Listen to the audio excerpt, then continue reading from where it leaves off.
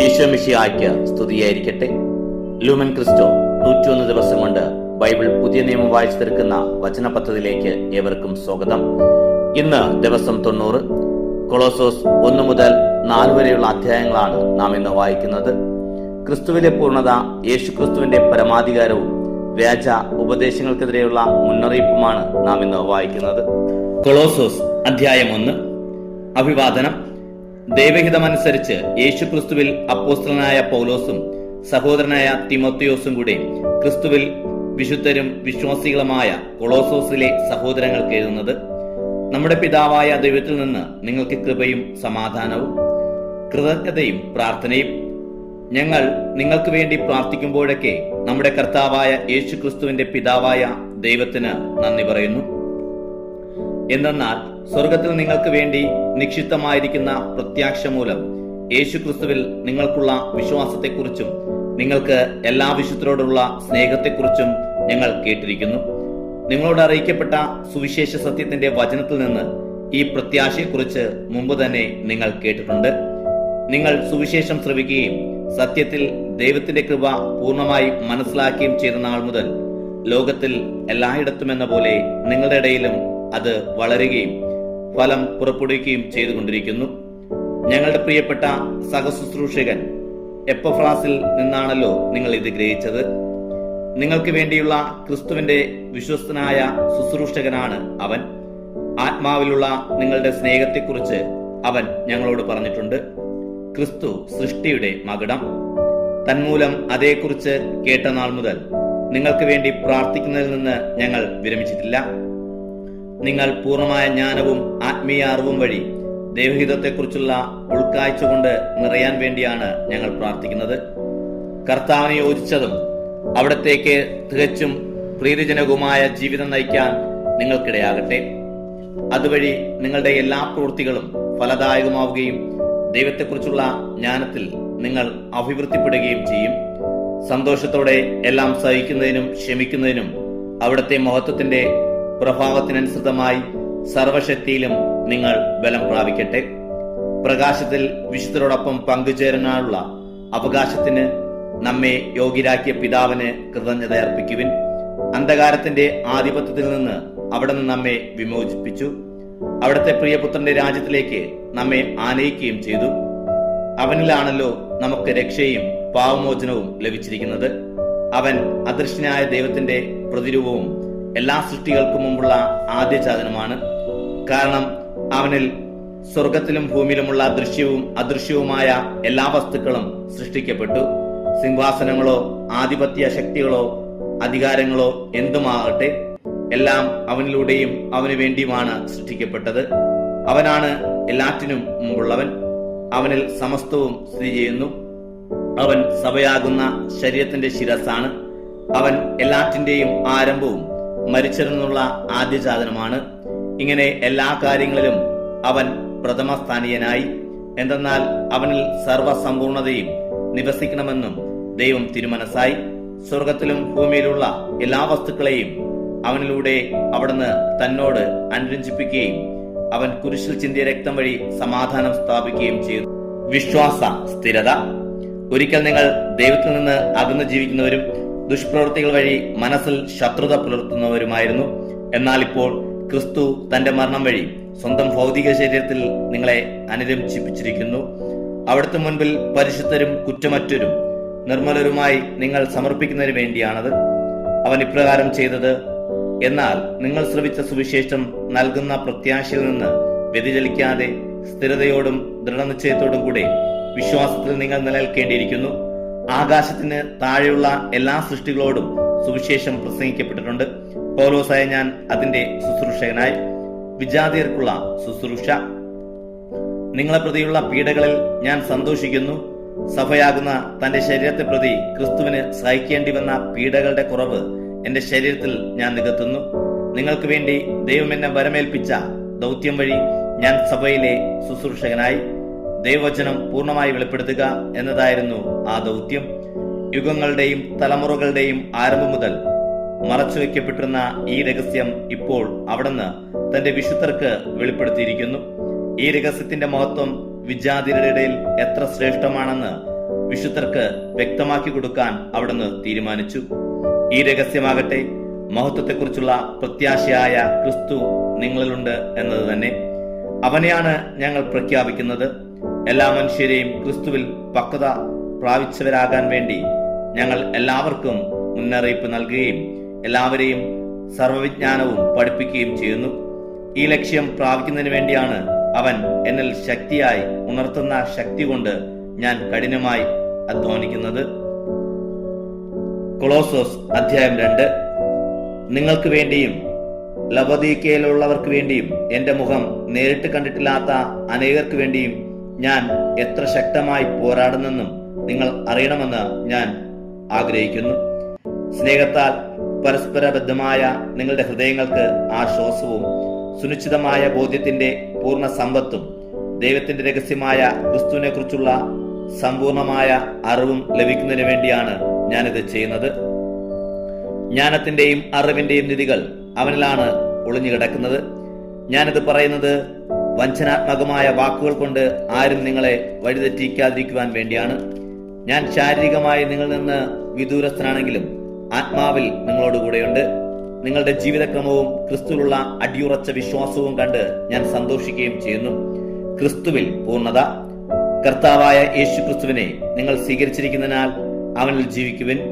അവനിൽ വേരുറപ്പപ്പെട്ടും പണിതുയർത്തപ്പെട്ടും നിങ്ങൾ സ്വീകരിച്ച വിശ്വാസത്തിൽ ദൃഢത പ്രാപിച്ചും കൊണ്ട് അനർഗളമായ കൃതജ്ഞതാ പ്രകാശനത്തിൽ മുഴുകുവിൻ.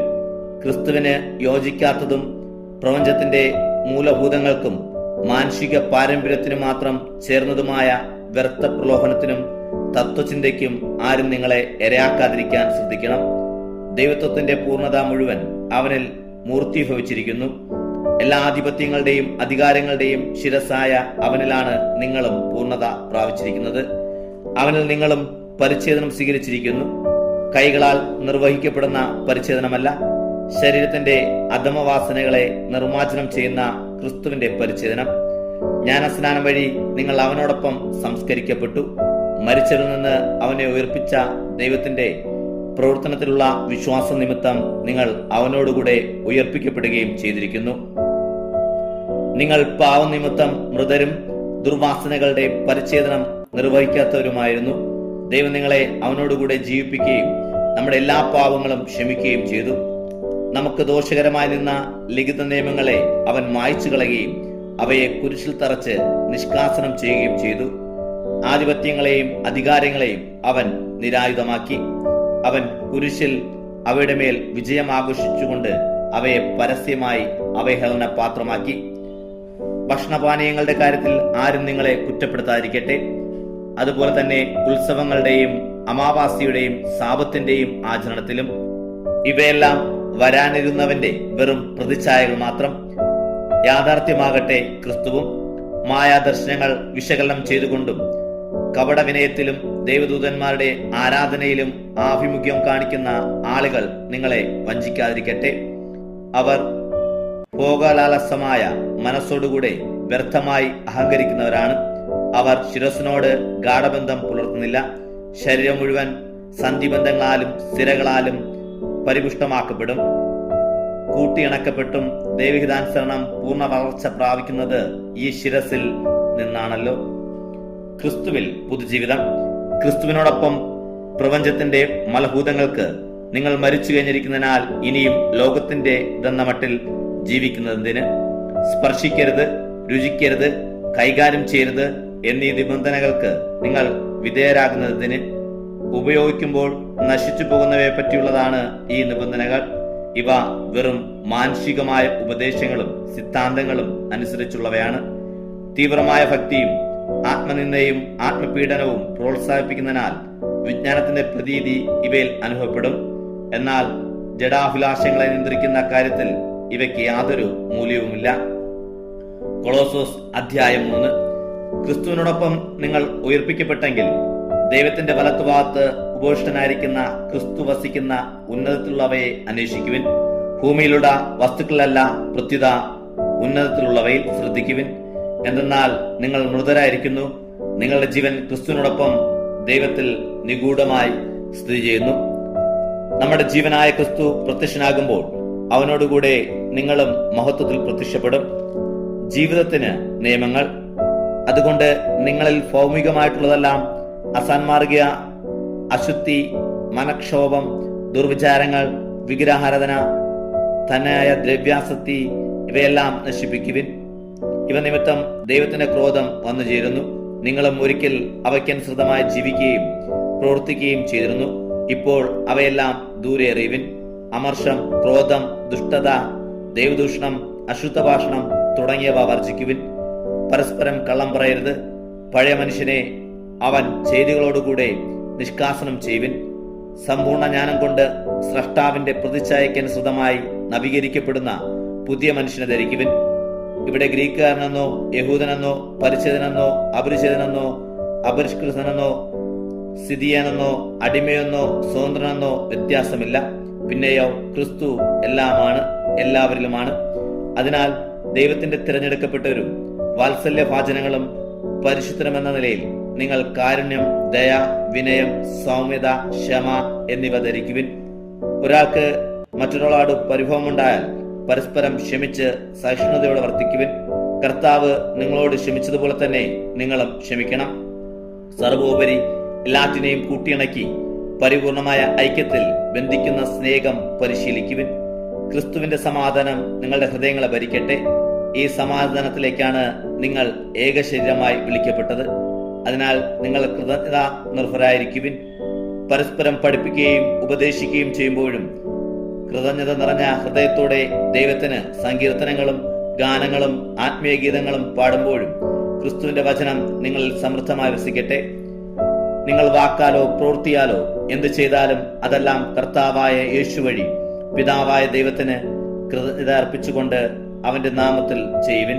ഭാര്യമാരെ, നിങ്ങൾ കർത്താവിന് യോഗ്യമാവിധം ഭർത്താക്കന്മാർക്ക് വിധേയരായിരിക്കുവിൻ. ഭർത്താക്കന്മാരെ, നിങ്ങൾ ഭാര്യമാരെ സ്നേഹിക്കുവിൻ. അവരോട് നിർദ്ദയമായി പെരുമാറരുത്. കുട്ടികളെ, എല്ലാ കാര്യങ്ങളിലും നിങ്ങളുടെ മാതാപിതാക്കന്മാരെ അനുസരിക്കുവിൻ. ഇത് കർത്താവിന് പ്രീതികരമാണ്. പിതാക്കന്മാരെ, നിങ്ങളുടെ കുട്ടികളെ പ്രകോപിപ്പിക്കരുത്. പ്രകോപിപ്പിച്ചാൽ അവർ നിരുന്മേഷരാകും. ദാസന്മാരെ, നിങ്ങളുടെ ലൗകിക യജമാന്മാരെ എല്ലാ കാര്യങ്ങളിലും അനുസരിക്കുവിൻ. ഇത് മനുഷ്യപ്രീതിക്ക് വേണ്ടി മറ്റുള്ളവരെ കാണിക്കാനായി ചെയ്യുന്നതാകരുത്. കർത്താവിനെ ഭയപ്പെട്ടുകൊണ്ട് ആത്മാർത്ഥതയോടെ ചെയ്യുന്നതാകണം. നിങ്ങളുടെ ജോലി എന്തു തന്നെയായിരുന്നാലും മനുഷ്യനെയല്ല, ദൈവത്തെ സേവിക്കുന്നത് പോലെ ഹൃദയപരമാർത്ഥതയോടെ ചെയ്യുവിൻ.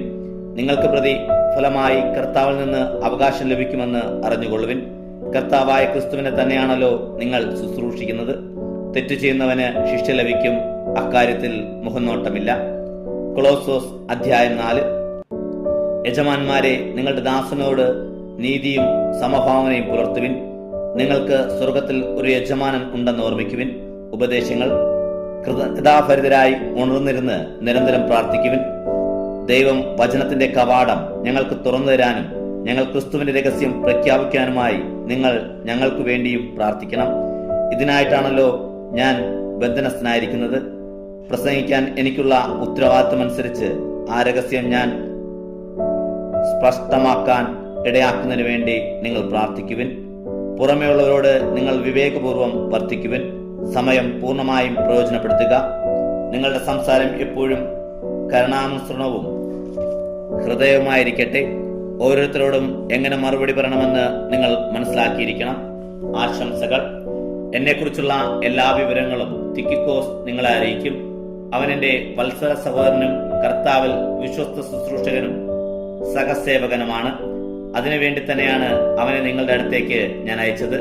അതായത് ഞങ്ങളെ പറ്റിയുള്ള കാര്യങ്ങൾ നിങ്ങളെ അറിയിക്കുന്നതിനും നിങ്ങളുടെ ഹൃദയങ്ങൾക്ക് ആശ്വാസം പകരുന്നതിനും വേണ്ടി നിങ്ങളിൽ നിന്ന് തന്നെയുള്ള ഒരാളും അവരോടൊപ്പം വരുന്നുണ്ട്.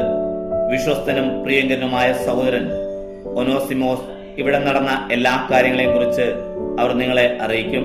എന്റെ കൂട്ടുതടവുകാരനായ അരിസ്താർക്കൂസ് നിങ്ങളെ അഭിവാദനം ചെയ്യുന്നു. അപ്രകാരം തന്നെ ബാർണബാസിന്റെ പിതൃവ്യപുത്രനായ മാർക്കോസും അവനെക്കുറിച്ച് നിങ്ങൾക്ക് നിർദ്ദേശങ്ങൾ ലഭിച്ചിട്ടുണ്ടല്ലോ.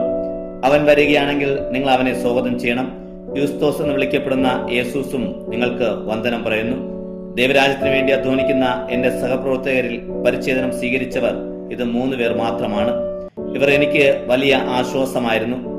നിങ്ങളിൽ നിന്നുള്ളവരും യേശു ക്രിസ്തുവിന്റെ ദാസനുമായ എപ്രഫ്രാസ് നിങ്ങൾക്ക് അഭിവാദനം അർപ്പിക്കുന്നു. ദൈവത്തിരു മനസ്സിൽ നിങ്ങൾ പൂർണ്ണമായി ആശ്രയിക്കുന്നതിനും പക്വമതികളായി നിലനിൽക്കുന്നതിനും വേണ്ടി അവൻ തന്റെ പ്രാർത്ഥനകളിൽ താല്പര്യപൂർവ്വം നിങ്ങളെ അനുസ്മരിക്കുന്നതാണ്.